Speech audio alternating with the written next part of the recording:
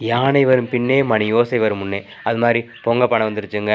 நம்ம மக்கள் வந்து பாருங்களேன், மண்ணை நம்பி இருக்கிற எல்லாருமே பிழைக்கணும்னு தான் மண்பானையில் பொங்கல் வைக்கும் முறையை கொண்டு வந்திருப்பாங்கன்னு நினைக்கிறேன். இந்த நீங்கள் பார்த்துக்கிட்டு இருக்கிறது எங்கள் ஊர் அம்பாள் குளங்க. இந்த குளத்துக்கு இந்த பேர் வர்றதுக்கு ஒரு காரணம் இருக்குங்க.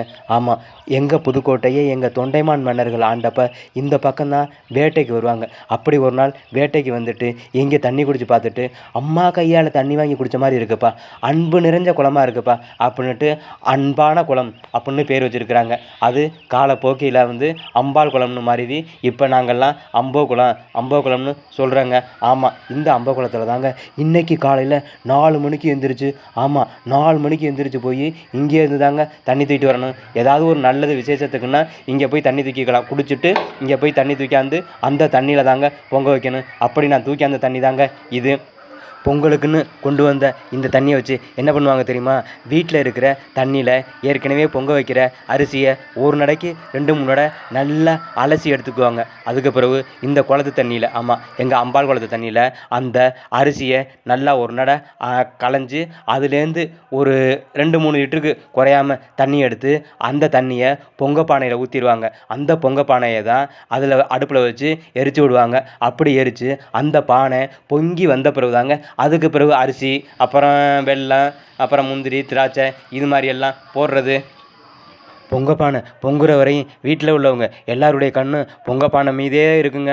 ஆமாம், நல்லா பொங்கிடணும்னு சூரிய பகவானே நல்லபடியாக பொங்க வச்சிரு, சூரிய பகவானே நல்லபடியாக பொங்க வச்சிருன்னு மனசுக்குள்ளே வேண்டிக்கிட்டு ஓயாமல் நல்லா திக்குன்னு அடுப்பை நல்லா வேகமாக எரிய விட்டு பொங்க வைப்பாங்கங்க. ஆமாம், நல்லா பொங்கணும்னு வச்சுக்கோங்களேன், சுற்றி அடுப்பு நல்லா எரியணும். அதுவும் பானைக்கு உள்ளுக்குள்ளே விடாமல் வெளியில் சுற்றி நல்லா எரிய விட்டு பொங்க வைக்கணுங்க. அப்போ தான் பானை நல்லா பொங்கும். நல்லா பொங்குனா தான் மக்களுக்கும் நல்லா மனசுக்குள்ளே சந்தோஷம். அப்பா பானை நல்லா பொங்கிடுச்சு, நாங்கள் நல்லபடியாக பொங்க வச்சுட்டோம். அந்த பொங்கல்னாவே என்ன அர்த்தம் தெரியுமா? நல்லா பொங்கணும். ஆமாம், நல்லா பொங்கிட்டால் தான் மனசுக்கு சந்தோஷம் கிடைக்குங்க. அப்பா எங்கள் பானை நல்லா பொங்கிடுச்சு. கேட்குறவங்களாம் எங்கள் ஊரில் அதான் கேட்பாங்க, பானை நல்லா பொங்கிடுச்சா? பொங்கிடுச்சுங்க. அதை தான் சொல்லுவோங்க நாங்கள்லாம் முதல்ல. நாங்கள் காலைல வைக்கிற வீட்டு பொங்கல், அதான் இந்த சூரிய பொங்கல் எத்தனை மணிக்கு வைக்க ஆரம்பிப்போம் தெரியுங்களா? கரெக்டாக 5:30க்கு வைக்க ஆரம்பிப்பாங்க.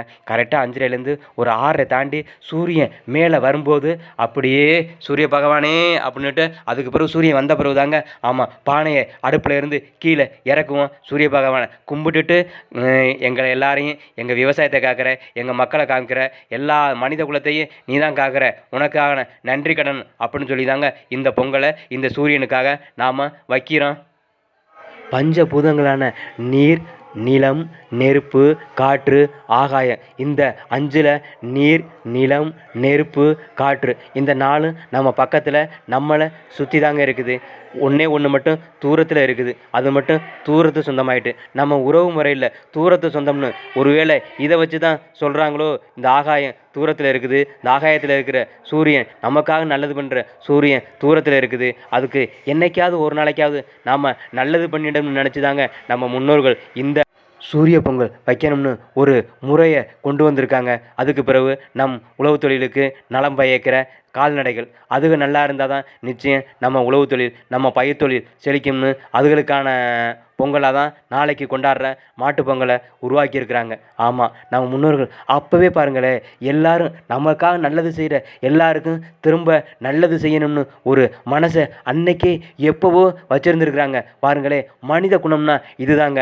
நமக்கு ஒருத்தவங்க நல்லது பண்ணால் திரும்ப அவங்களுக்கு ஏதாவது ஒரு வகையில் எப்போவாவது நல்லது பண்ணிடணும். அந்த குணத்தை நம்ம தமிழ் மரபு எப்போவோ கடைபிடிக்க ஆரம்பிச்சிருக்குது. பார்த்தீங்களா? இந்த பொங்க வச்சு சூரியன் நம்மளை பார்க்குற நேரம் பார்த்து சாமி கும்பிட்டாச்சுங்க. ஆமாம், அப்படி சாமி கும்பிட்டுட்டு அந்த சாதம் இருக்குல்ல, பொங்க பானையிலேருந்து கொஞ்சம் சாதம் எடுத்து ஏற்கனவே களைஞ்சி வச்சுருக்கிற கொஞ்சம் தண்ணி எடுத்து வச்சுருப்பாங்க. அந்த தண்ணியில் இந்த சாதத்தை அப்படியே கரைச்சி வீட்டை சுற்றி பொங்கலோ பொங்கல்னு சின்ன பிள்ளைகளுங்க நாங்கள் எல்லாம் சுற்றி வீட்டை சுற்றி அந்த தண்ணியை தெளிச்சிட்டு வருவோங்க.